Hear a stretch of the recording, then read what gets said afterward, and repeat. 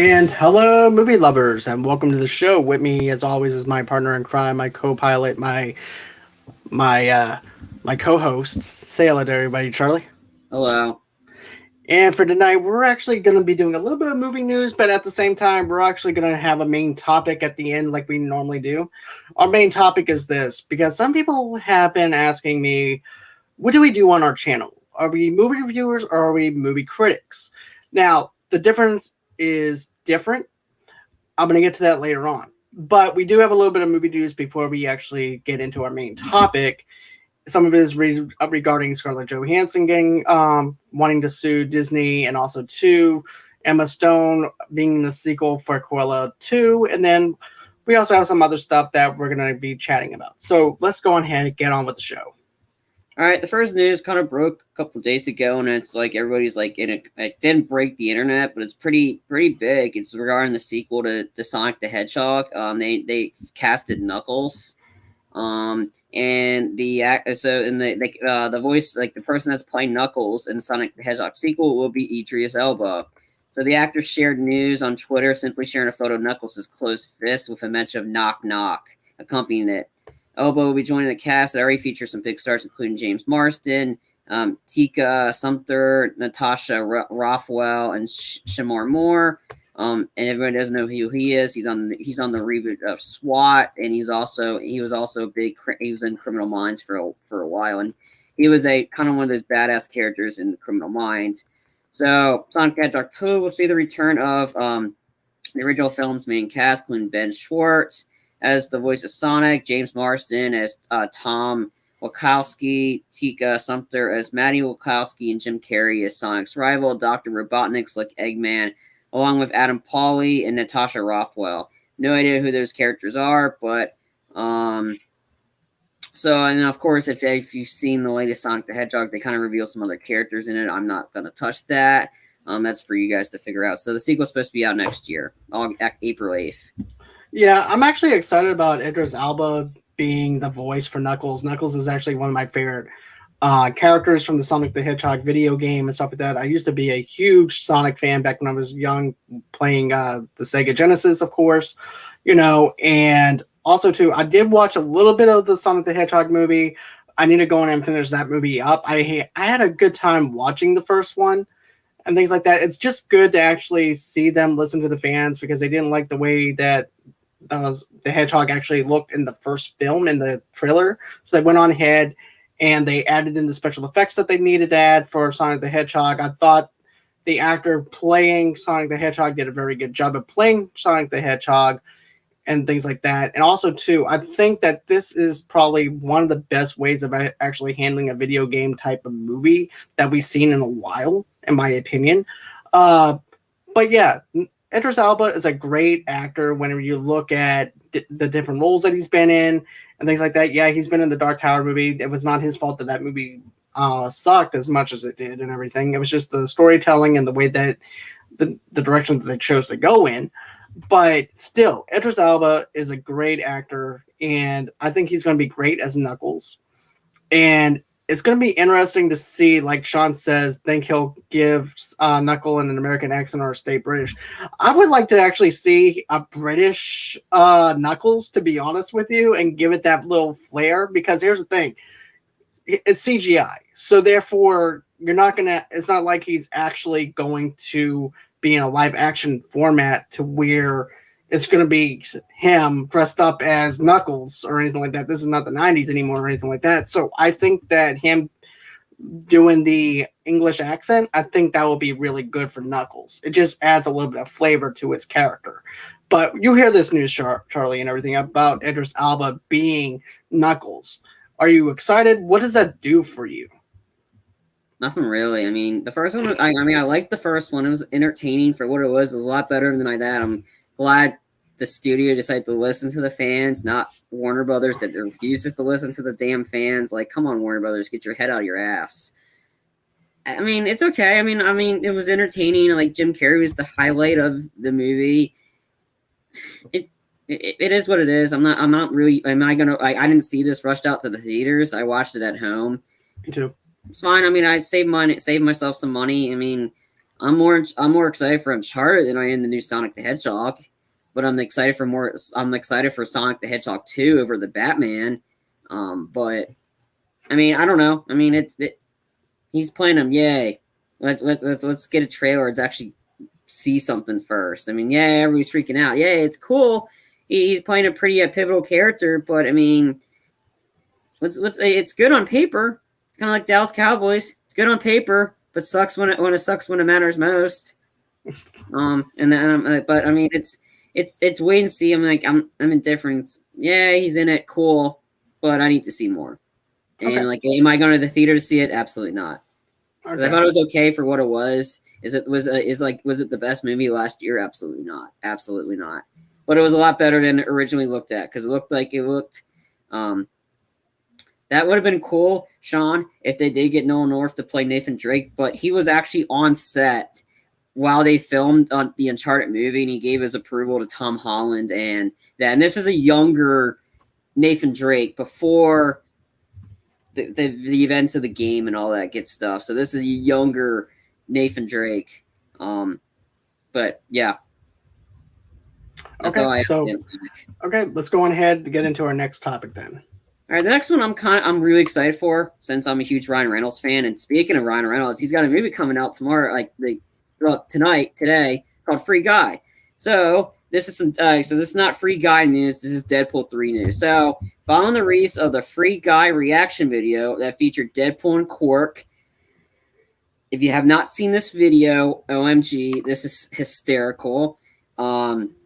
It's essentially, it was Deadpool. He's doing a trailer reaction to Free Guy, and the original thing is he wanted to have the interview while they reacted to the Free Guy trailer with the hunter that shot Bambi's mom, but Disney told him no, so he resorted to Quark. So it was the trailer of him and Quark reacting to Free Guy, which both of them are in Free Guy, Taiki Waititi and Ryan Reynolds, and again, it's on YouTube. It's called the Deadpool's Maximum Reaction Trailer Reaction Videos. It's hysterical. He's like, hey everybody, thanks for tuning in. Thanks for listening to our last video reaction videos. Him reacting to the Cruella trailer, and he's got a Dalmatian with him. He goes, "Where the fuck are the dogs?" Like, I mean, and then so Corky's like, he's talking. He's like, hi, Mr. Poole. Like, hi, Mr. Poole. Sorry, you're dead. He goes, "Oh my god, what are we doing?" It's a hysterical banner. So anyway, so fans of the Merc with a Mouth are definitely getting hyped for this long-awaited official MCU debut, as they eagerly wait for updates regarding Deadpool 3. Fortunately, Reynolds has been doing his interview rounds to promote Free Guy. The 44-year-old actor was able to open up about the upcoming third installment, claiming that it remains to be in active development at Marvel Studios. Reynolds has revealed he's been working daily writing with the duo Wendy Malinexu and Lizzie Malinexu. I can't say your last name. Sorry, I'm butchering it. I don't want to butcher it. So I'm completing the right story for the script. And he goes, it's something that is just a daily process, right? And it's kind of like that. You've got a lot time to do and walk away. And I'm working with the girls on it. It's been great. They've been incredibly talented and so smart. So anyway, when asked about possibly starting production of Deadpool 3 next year, Reynolds was at first hesitant to give a definitive answer. But he did want to confirm that there's already a 70% chance that it might already potentially start filming in 2022. Percentage chance, he goes, I don't know. I couldn't assign a percentage to that. I'd say it's 50-50 maybe. We're actively developing it and getting it into pretty good shape. What the hell month is it? August? Oh yeah, next year. Pretty damn good. I'd say 70%. So yeah, so there's 70% chance Deadpool 3 will be filming next year. Yay. So, I'm actually excited that we're going to be seeing Deadpool again, the Merc with the Mouth, yet again for a sequel, and it's actually going to be rated R. They're not going to change anything with it, and it looks like that Ryan is still in full control of that project, which is great, because usually when certain companies take over another company and everything, usually they get rid of anybody that's attached to the film, other films, even ones that are in production or pre-production, or they're just trying to go ahead and put a question mark by it and save it for later. They'll go on ahead and get rid of the director. They'll get rid of the producer. They'll get rid of anybody that was attached to a certain film. It's just good to see Ryan Reynolds still attached to it, and he still has that passion. He still has that drive for Deadpool.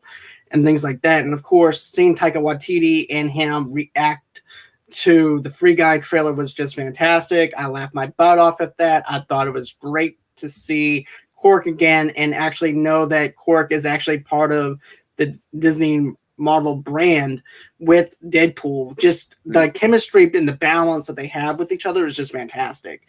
So another Deadpool, sign me up. I'm interested to see what the plot is going to be like. I'm hoping that they have Cable back again. That's my big thing. I want to see more Cable this go round too. But yeah, I mean, I'm psyched up. It's Deadpool. I don't care. He's in it. I don't care who else is into that. And I didn't know you actually saw that trailer. From what I was describing, you kind of looked like you didn't see the trailer. I did see it. Okay. So yeah, I did. Just checking. I did. I actually did. Okay. All right, moving on to some not so great news and more delays. Woo! Yeah. And this movie keeps getting delayed all the time. Come on, I'll release it already. It's Venom. Venom Let There Be Carnage has once again been delayed by Sony. This is yet another setback for the film, which has already been delayed several times due to COVID-19 and will now release on October 15th. It was previously set to release a few weeks earlier on September 24th. The comic book movie sequel once again stars Tom Hardy, who will play Eddie Brock Venom. It will release later this year, exclusively in theaters, against Halloween Kills and The Last Duel. You're bunched in between two other movies. Plus, you're also coming out the week after Bond.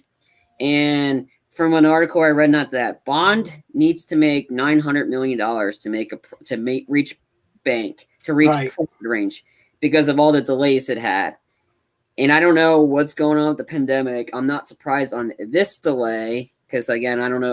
Anything's fair game. I mean, I've had rumors that Shang-Chi is going to get delayed as well as the Eternals to next year. Don't know about Shang-Chi or the Eternals. Again, these are just speculations. Honestly, I wouldn't be surprised if either one of them keeps their spot because I could see them both get delayed because that's how this is going. Not really surprised on this. And I think you're wedged into two big movies. Like Halloween Kills is going to literally, I think he's going to kill the competition. I mean, just from the trailer alone, and even with pandemic, I think people are going to find a way to go see Halloween Kills. The Last Duel, I don't know. Maybe people. To me, I don't see that. To be honest with you, The Last Duel for some reason feels like a January movie than anything. It feels like one of those films that they would actually release in January because that's pretty much the toilet bowl of dumping grounds is January versus the release date that it's going to be coming out and everything. And, I just feel like that would be the dumping ground for it. I wouldn't call January the dumping ground. Sure, most often, but there had been some movies that came out in January 2020. You had the big movie Bad Boys for Life came out in January, and that one killed it. Literally killed it. Made all over Memorial weekend. That movie sold crazy. It made a lot of money opening weekend. It blew past expectations, and this is the one that I was really happy for because the thing is this movie. The last time the movie came out, the sequel came out was in 2002 or 2003. So it came out. So it was 17 years later. This movie was on the back burner for years. So I was really worried. Oh, did they wait too long? No, that one is the rare one that actually made bank by the long wait. And the theater one I was in was pretty packed when I saw it. And that one came out in January. That one crushed it. So not necessarily January's a dumping ground. I mean, that was usually Liam Neeson month, but there's been some movies that came out in January that actually did really well, and I'm looking up the calendar for 2022 right now. Well, another thing though too, sometimes you have a couple of surprises, sometimes you don't, just depending on the landing of the film and the positive word of mouth and stuff like that. American Sniper, for example, came out during the month of January. That movie was very successful. It gave a lot of buzz to Clint Eastwood to be able to get nominated and stuff like that, and during that year. But, I just think that this movie, The Last Duel and everything, I'm not that pumped up for it like I want to be. But as for the other stuff that you had mentioned about Carnage and things like that. I'm excited for Venom. Let There Be Carnage. I'm excited for that sequel. I love the first one, of course. I own that one on Blu-ray, and of course, I watch that anytime I need a good laugh or whatever from Tom Hardy as Venom. But it just sucks that this movie keeps on getting pushed back. So does it also sucks for 007 and everything too, because in the month of November for 007, that's a perfect release date because of the fact that those movies always do box office success. That's just a juggernaut of a franchise and everything. And to see now they have to make $900 million just to make its budget, just to make it ends meet. It's very tough to say right now if it'll make its budget back or anything because of this Delta virus. Yeah, it's all because of the delays in general because of the delays too. Yeah, so it wasn't the Delta variant. So I'm coming out saying Bond is not getting delayed yet. They haven't announced that, and I don't think they're going to delay it. I think they're stuck in because if they delay it any longer, Sean, you worked at a theater August, September. It's January for March are slow as fuck. Yeah, because there's nothing that came out when I was there. But no, I think like I said, you're close, and it was kind of close actually. American Sniper came out December 25th. So it wasn't officially released in the January months yet. So just looking for the January deadline, you have a female action movie called The 355, which is like kind of like a female all different spy movies. I think it's got a pretty good cast: Jessica Chastain, Lupita Nyong'o, Penelope Cruz, Diane Kruger, Sebastian Stan, Edgar Ramirez. That one's in there. You got another Ben Affleck movie, Deep Water. You got the Scream reboot in January 14th. You got the new Guy Ritchie movie, which I think that's a perfect time. You got Morbius in January. So there's some chances in January for it to do some damage. So I don't know. Like, I mean, am I gonna want to go to the theater to see Matt Damon's man bun or ponytail and then Ben Affleck a bleach blonde like hair things? Sure, it was probably for that time period, but still, it's not fitting. Okay, so our day one streaming movies making any money figured it would be worth to release digitally and in theaters at the same time instead of the delay after delay. Well, here's the thing with that though, and this is just my opinion. You can take it for what it is and things like that, and I'll let Charlie comment on this. To me, the Suicide Squad movie in itself, to me, it hurt the movie to be out at the same day as it dropped, with the same day of the release, with it being on HBO Max, because people didn't go out and support the movie or anything like that. Yes, I get the fact that the Delta variant's around and stuff like that, but no one went to go out and support this film like they did with Space Jam. No one went out and supported this movie at all, and it didn't do well at the box office. And James Gunn always makes great films and everything. When you think about it, when you look at Guardians of the Galaxy movies and stuff like that, you have a top-notch director who's doing a soft reboot of a 2016 movie that was not received well by critics, that was a very had division among film fans and also critics alone, and this movie didn't make that much money or anything like that. Sadly, I wanted this movie to be a success, and it doesn't even come close to its budget like it needed to come close to. I just feel like the release date of the HBO Max and releasing it at the same time on the movie theaters hurt it. I feel like maybe you should have waited maybe a little bit before releasing it on HBO Max, so that way you can see where you're at before releasing it on HBO Max. That's just me, though. It's not just that. I think Warner Brothers didn't promote it as enough. There's still the bad rap that Warner Brothers got recently from some of their recent stuff. And unfortunately, Space Jam 2 made more money opening weekend than Suicide Squad. Overall, do I think Suicide Squad is going to make more money than Space Jam? Yeah, overall, I think it will. They just don't release those numbers, so it's hard to tell that. I mean, Space Jam 2 made $32 million and then dropped from 32 to 9, like, second week. And that movie's trash.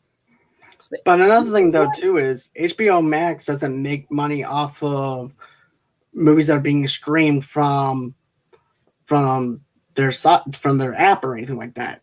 They make basically and everything. They make their money based off of the movie theaters and everything else. They make their money off of subscriptions. That's how they make their money, and they released a movie that and everything on HBO Max for pretty much for free. All you're doing is paying for a subscription fee versus paying a $30 price tag, which is what Disney Plus does, which is ridiculous, but still, you know.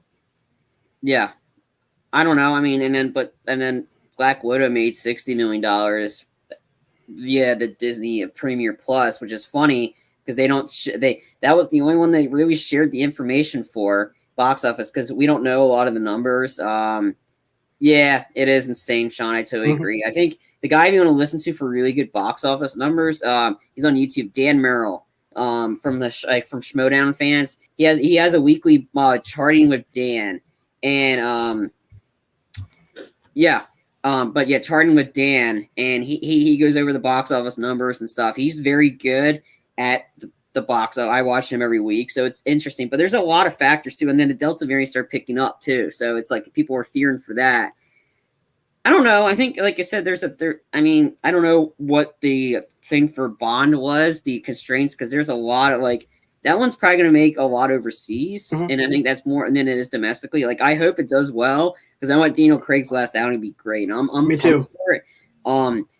It just varies. Yeah, I mean, and then the $30, you don't even get to keep the movie. As long as you have Disney Plus, sure, you have the movie, and then it's going, and then they're releasing on streaming a couple months later. Like Cruella is going to be released on Disney Plus this month, and then it'll be released next month on Blu-ray. I mean, Black Widow is released next month on Blu-ray. Right. Yeah. So I think they're both Black Widow and Cruella are being released on the same day. But so I mean, it's hard to tell. I mean, again, it depends if they have a streaming service with. Again, I don't know. I mean, that's why Warner Brothers is doing the 45 days thing. But who knows what the coronavirus is going to do? Honestly, I have no idea what it's going to do. I mean, it's really impacting theaters. So I'm interested to see what Free Guide and also too the other thing. Suicide Squad's rated R, and that was kind of heartening. The amount of people going to see it too. That was a hard R movie. Deadpool is also a hard R movie too, and it was a success. It had good marketing. We're different times. If this was not a pandemic world, right? That's true. The Suicide Squad was going to do well. We're not. We're still in a pandemic world because people don't want to. People are really ruinous for other people that actually decide to keep themselves safe. But if we're in a pandemic, we're dealing with that. People are at home all the time. They don't want to go out. They don't want to risk themselves to go to the theater. Right. Deadpool, yeah, Deadpool's different because that was in a pre-pandemic world. And people actually went out. They marked the crap. Warner Bros. Didn't do jack shit to promote the Suicide Squad. And it's the much better movie. And they kept saying, ooh, the 2013, the 2016 version did better. Yeah. It did better because we didn't have a pandemic. I mean, but the reviews not only that, but it was marketed left and right. It had a good marketing campaign with it and everything. Sadly, we talked about the trailer and everything before on our Suicide Squad review. Yeah, it was every single time you turned on the TV. It was always marketed. Yeah, this time it was here and there. It wasn't. It was like they were trying to hide the movie when they should have had a faith in it because they didn't have faith in James Gunn. This movie should have made more money than what it did. But I mean, it's still early. We'll see. I mean, people are going to buy the crap out of them on digital and stuff. So it's but I think this is on Warner Brothers, and it's we can't really compare. It's very challenging to compare stuff that came out this year compared to that because we didn't have a pandemic, and that's the problem. If we didn't have a pandemic, this movie would have made bank. So, we would come out and keep not bashing Black Widow for making $80 million opening weekend, and then Space Jam making $32 million. Everybody's celebrating is the best. No, Dan Merrill pretty much said it. This is a bomb. It bombed. If this was pre-pandemic on a $150 million budget, this movie made $32 million. That's a bomb. And what did the Space Jam 2 do the second weekend? Oh yeah, this made $9 million. Yeah. And there's no talk of it. Like, and then so I'm interested to see what this one does. I mean, I think in its second weekend, the Jungle Cruise, I think it made in the 30s, and then luckily it was in the like made from like 30 to 15.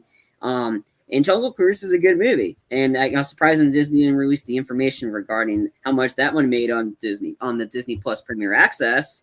But yeah, it made about from like 30 to 15. Yeah, that's fine. I mean, it didn't drop to 9, then drop to 5th place. It went from 1st to 2nd, then drop from 1st to 5th, like Space Jam did, because I think people saw it once and they's like, yeah, this movie's terrible. I don't need to watch this again. Right. So I'm interested to see what the Suicide Squad does. I mean, if it can still be in that 20 to like 20 to 15 range, that's still pretty. It's not a big drop. So I mean, I think the word of mouth, people might go to the theater to see it. And then, or maybe because if since Free Guy's out, a lot of people will probably do that, and that means, hey, that one's sold. Let's do something else. So I don't know. I mean, we'll see. I mean, right. We don't even know when it's released in China. That's the problem too. We don't have an overseas information about, because China hasn't been releasing much stuff, so we don't know. There's like a huge backlog of stuff, so we don't know what's being released overseas or not. So it's still early to tell in Suicide Squad. I think it'll definitely the digitals. The people are gonna buy it. I think a lot of people are going to buy the movie anyway. I will. So we'll see. I think Warner Bros. Just got a bad rap right now because they don't know what the F they're doing with their DC movies. And yes, I said you don't know what you're doing with the Batman movie. Just cut it. It's gonna be crap. But back to the James Bond movie though, for 900 million. If things die down the way that I'm hoping that they die down with the Delta variant and everything else, I could see it making its money back. It just depends on where we are at between now and when it opens. Because I believe that James Bond can actually make its money back. Even maybe, not even maybe the whole 900, but maybe half of what it was supposed to do. I could see it possibly making it.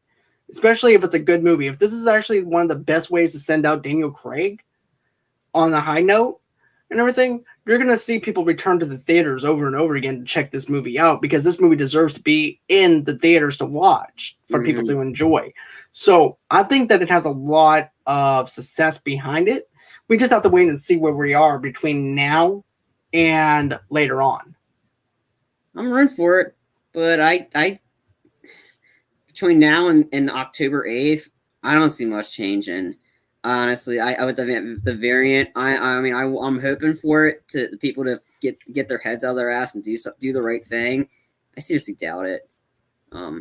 But that's me. I mean, I'm rooting for it. I really wanted that, but I think with everything going against how much money that, and then and then with what's going on, like I think it's got a tall order. I'm rooting for it, but just from what the environment we're in right now, I don't see it.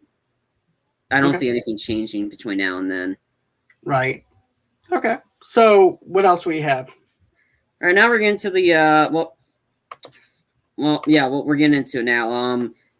Everybody's probably heard of the big news about, like, a while back, Scarlett Johansson suing Disney for breach of her contract, about how they said, like, exclusive to theaters. So again, we don't know how much, like, the term exclusive to theaters, because that's gonna be the key point. If, like, Disney's like, oh, we released it in over, like, more than 1,500 theaters, so there, and then we released a streaming. It depends on the words of the contract, that who exclusive to theaters. So essentially, Scarlett came out against it. Disney then blamed her from, like, oh, you don't care about the people that died from COVID. They're trying to play the, oh, we're the victims here card, the victim bullshit that Disney always does when they got, like, pretty much got caught with their pants down. And so they're blaming ScarJo for, oh, you don't care about people in pandemic. We're trying to care for them. And which is was a kind of, like, everybody's criticized Disney. That was a tone deaf excuse. The former head of Disney, Bob Iger, he was just totally, like, shocked, embarrassed, and disappointed of what's going on right now, because he was the former head and he did not want this. And then the Disney attorney apparently calls Scarlett Johansson lawsuit an orchestrated PR campaign, which I think is a load of bullshit. So anyway, the article says the ongoing dispute between ScarJo and Disney over Black Widow has continued to grow. Most recently, longtime Disney attorney Daniel Kelly, whatever. Somebody needs to pull a Tony Soprano on him. He sounds like a mob name. Anyway, he stepped in and says that the Johansson lawsuit is nothing more than a public relations campaign. Again, I find that a complete bullshit. He noted that demands in Johansson's litigation are beyond what any actor's contract with the studio might suggest. Hey, buddy, you might want to read the contract. Yeah. He went on to say that the movie moves Johansson has made are being done in an orchestrated manner, despite what their contract might say. And he goes, it's obvious that this is a highly orchestrated PR campaign to achieve an outcome as not obtainable in the lawsuit. Yeah, we'll see. No amount of the public pressure can change or obscure the explicit contractual commitments. The written contract is clear as a bell. He specifically noted the contract between Johansson and Disney states that both sides go arbitration for any disputes rather than open court. The contract also allegedly calls for Disney to release Black Widow on a minimum of 1,500 screens in the U.S.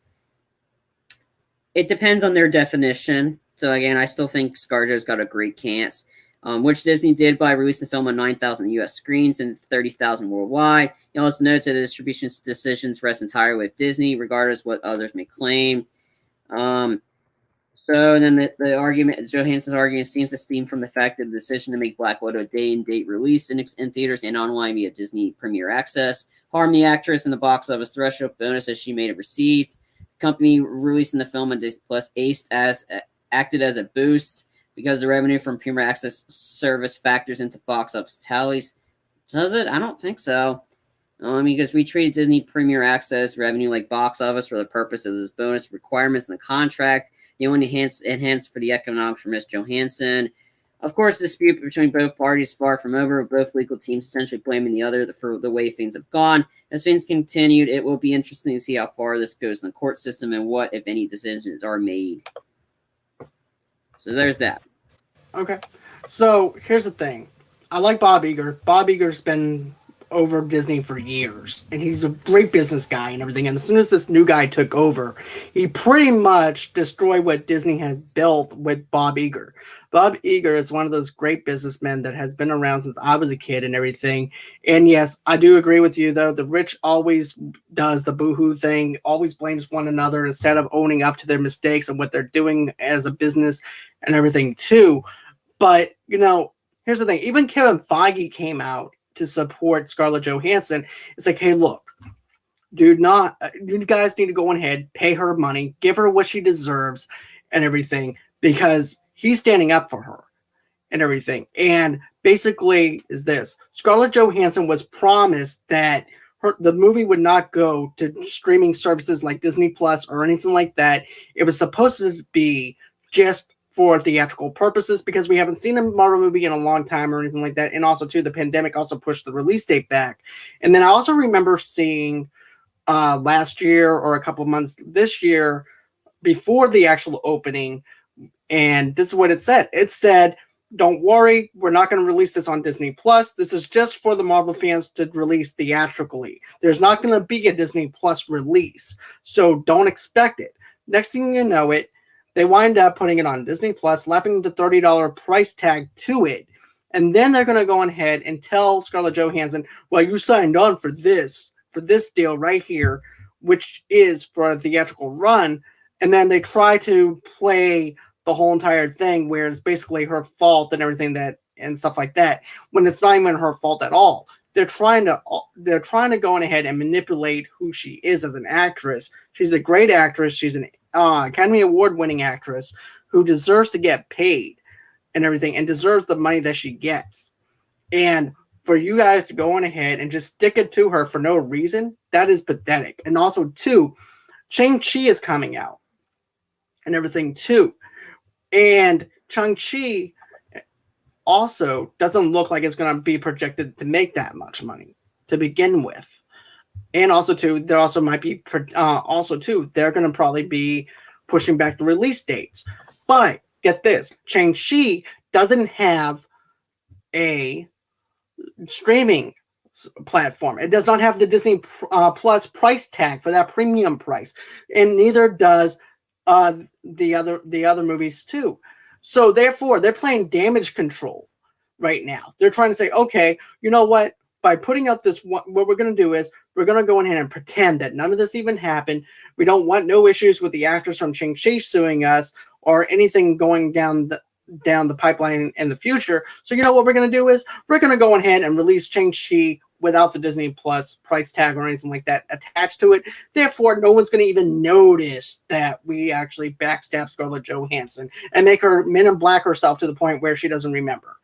That's the way that I'm getting it. So just quick, Kevin Feige, he hasn't come out and officially said anything. He hasn't taken any side of ScarJo. He hasn't said that. He just he was embarrassed. Yeah, that's what he's angry and embarrassed. So he says he has the over the way Disney has handled the situation, saying that Feige was against the hybrid release for Black Widow from the start. When the shit hit the fan, the movie start tanking and Johansson seemed threatened. So he officially hasn't came out and so he has he hasn't he hasn't really officially come out and said anything. He hasn't come out in support of ScarJo. Neither has the Avenger characters as well. But in a way, with him being embarrassed because of what happened, because he has no control over what Disney does. He's just the person over Marvel and everything and stuff like that. That gives me a little bit of an insight of saying, hey, he's on her side, basically. Sure, we'll go with that. I don't think he's taking her side. I think he's taking any side. He's playing the middle of the road. Like he's embarrassed with how Disney handled it. But then again, I don't know. We don't know the full ins and outs. And ScarJo actually hasn't won any Oscars. She's been nominated for. That's what I said. I said she was nominated. You said she won. No, I thought I said that she was nominated. I believe you said she won. I thought I said she was nominated. But okay. But yeah, sorry, but no. Going on the Sun sheet, yeah, it's only projected to make $35 to $55 million opening weekend. But that was today, so we'll see. I don't know. I could see it get delayed. But I don't know. I don't think that one's going to be as successful. Doesn't look that great, but we'll see.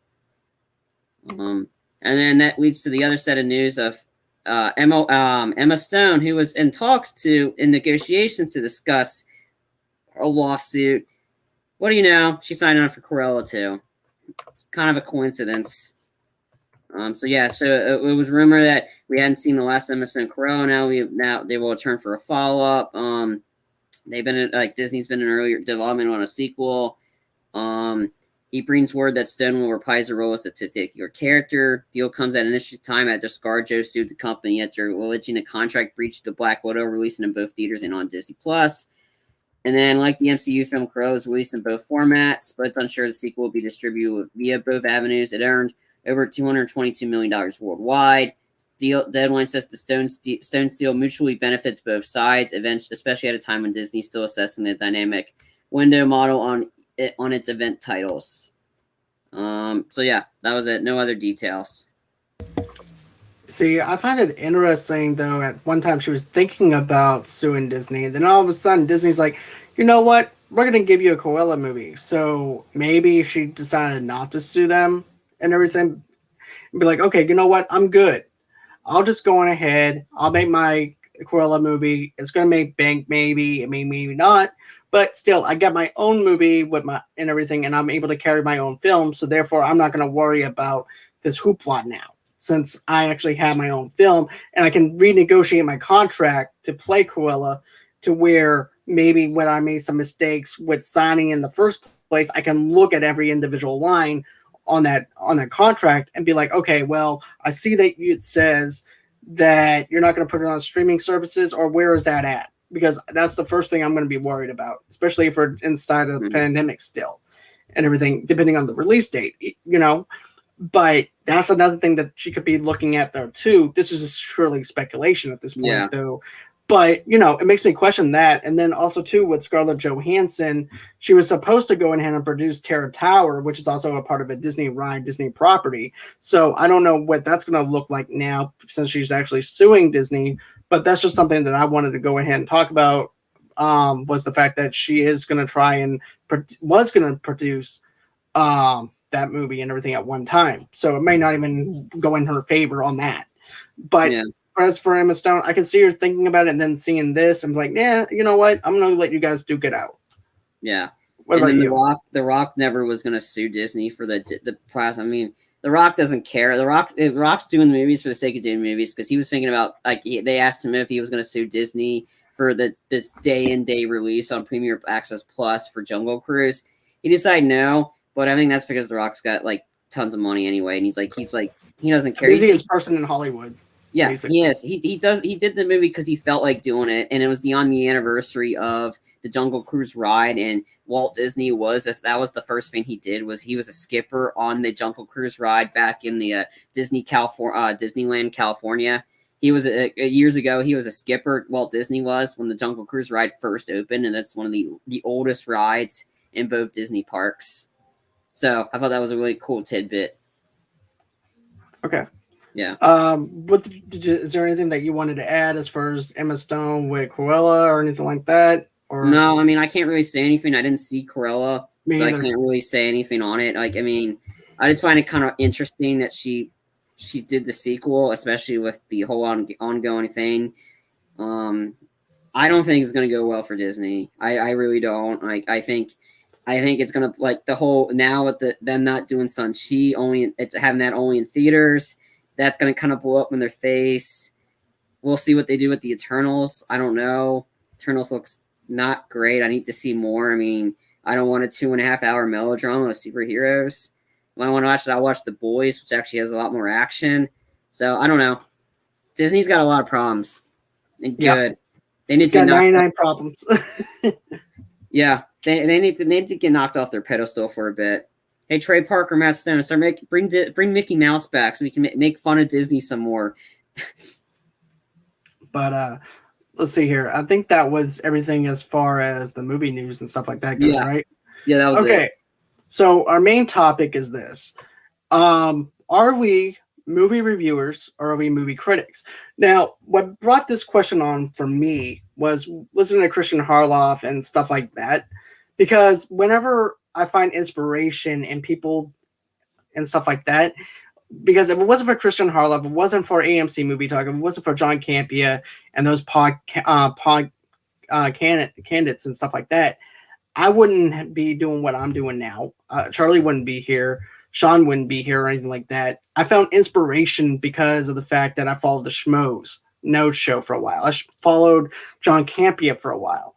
And, you know, whenever somebody goes ahead and challenges me to actually, you know, do some self-examination as to who we are as a brand and what we do as a brand and what we do, I feel like that is great to actually have. And, you know, there is a big difference between movie reviewers and movie critics.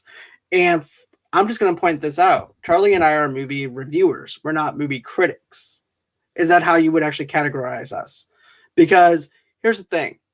When you look at movie critics, they use a certain critique and certain type of wording in their sentences when they go ahead and review a movie. They look at the camera angles, which I do that sometimes depending on the film, but they actually have a certain way of actually doing it to where they use certain words, they use certain things that they look at that movie reviewers may not look at, and they go through the whole entire analyzation of how to actually process a film.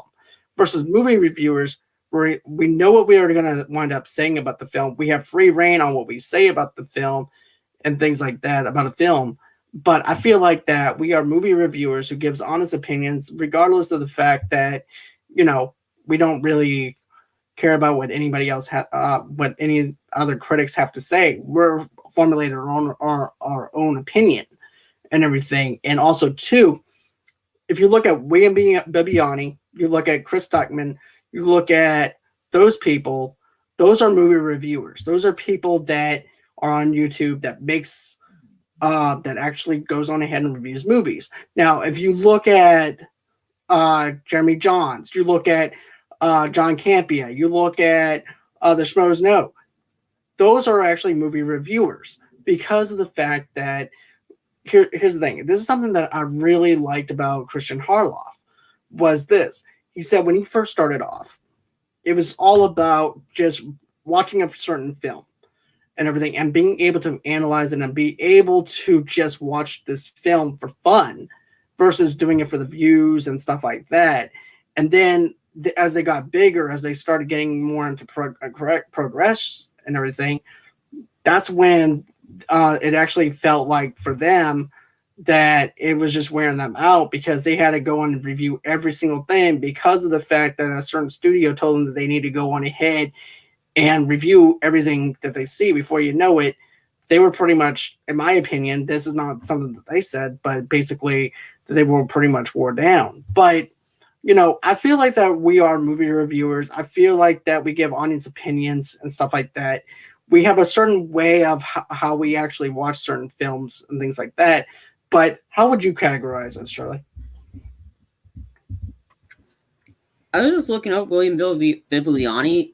I actually would call him a movie critic because for all the stuff he's done, he's actually written. He's this on the critically acclaimed site, which I think is one of his podcasts.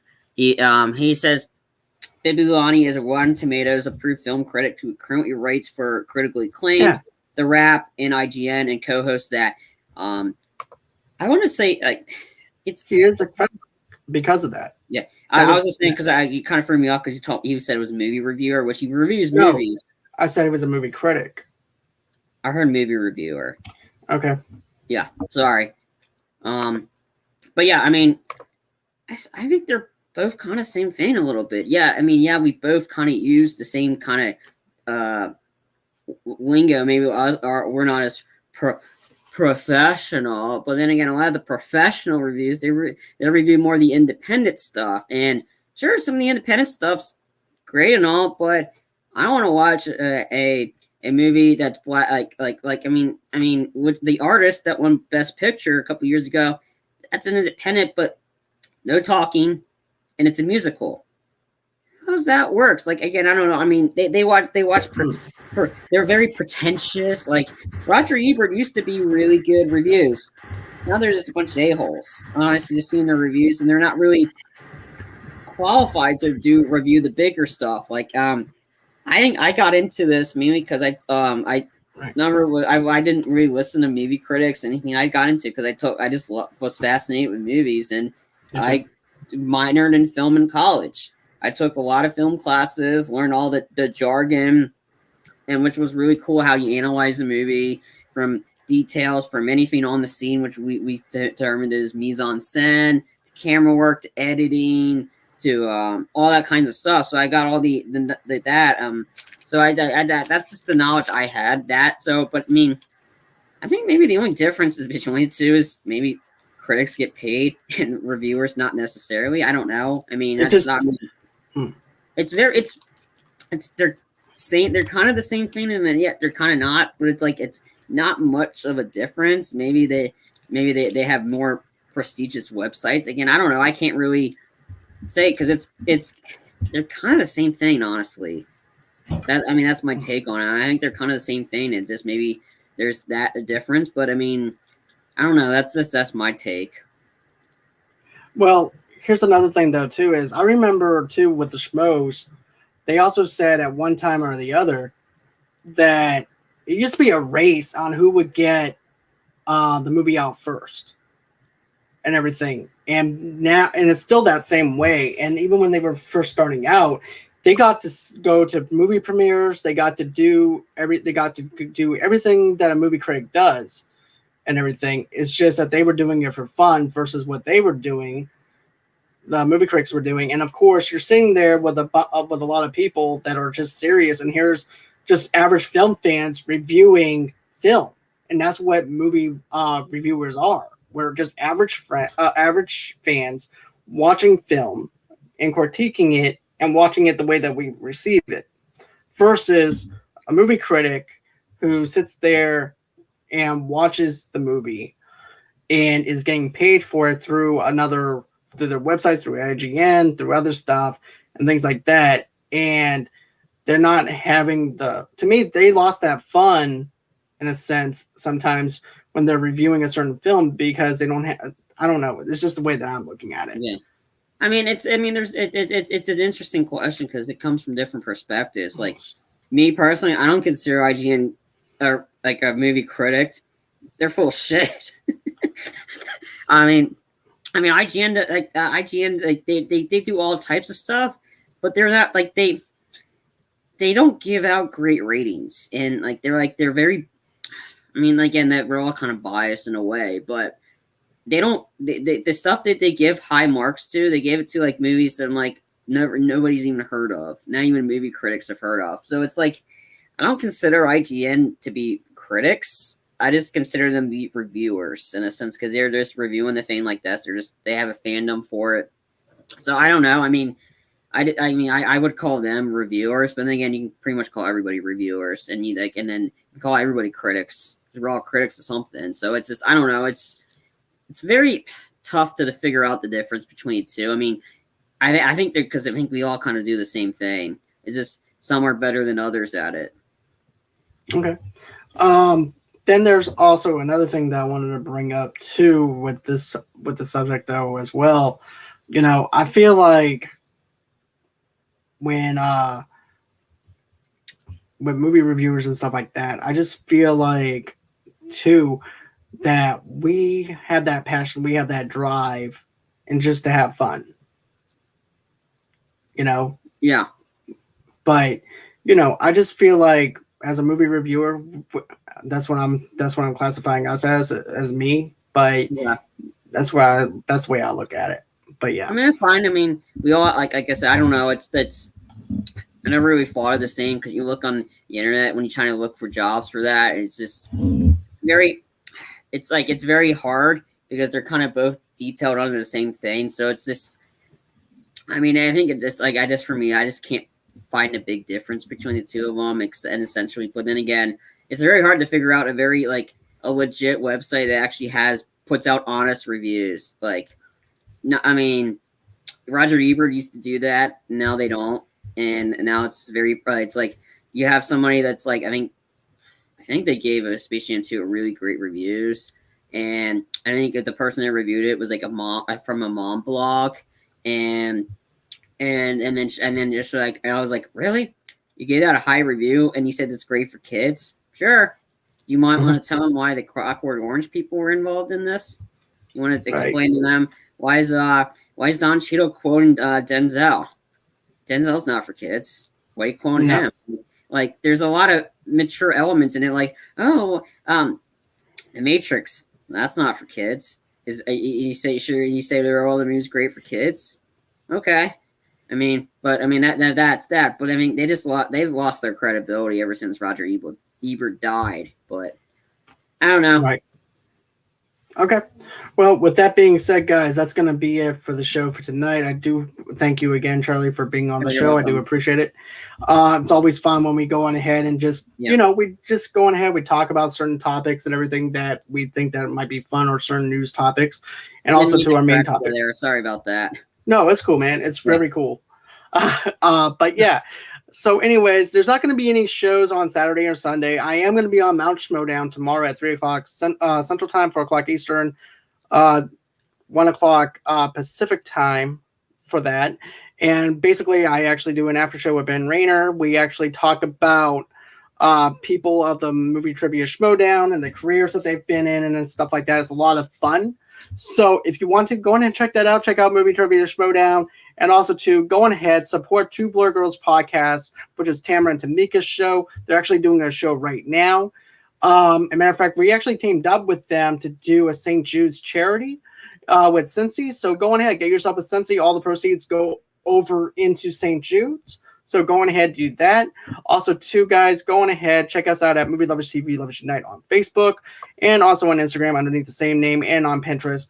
And then, of course, guys, if you want a audio-only episode of this show, just go on ahead and go to wherever you guys get your podcast from. And then also, too, go on ahead and rate us on Good Pods. That's a little app that you guys can download if you're into Good Pods and stuff like that. If you're into audio podcasts, or if you're someone that actually is a podcaster, go on and check out Good Pods. Good Pods is actually a good place to listen to podcasts and things like that. Of course, you guys can reach me on Facebook at movieloversunite@gmail.com. Of course, if you guys want to follow me, just go and follow me at Movie Lovers Unit. And of course, you guys can always reach out to me on Twitter as well at Movie Lovers United. And always until next time, it's been real. It's been fun. Guys, we do this again. Quick sec. I want to. My colleague John here. He's looking for a co-host in the week from September 2nd through the 8th. So to quote, this is a copy Conan. Conan needs a friend. You go to the Conan Needs a Friend podcast. John needs a co-host on the weeks of September 2nd through the 8th. So if you're interested in doing anything, to being on the show, to reviewing anything, I believe John's got a couple things lined up for horror stuff. So if you're interested in actually maybe being on the show and reviewing it, let my colleague John know at and then you can email him at the email that he just mentioned at movielovers.tvloversunite@gmail.com. Actually, it's just movieloversunited@gmail.com. Okay. But it's cool. Yeah. But anyways, guys, go ahead and email him there, and we can maybe set up something because John needs a co-host. Yes, I do, man. Yes, I do, and I do hope that you have a great time and everything as well on your vacation as well. Whenever you take it and everything. So I do appreciate that a lot. Yeah. Always until next time. It's been real. It's been fun. I can't wait to do this again. And bye-bye.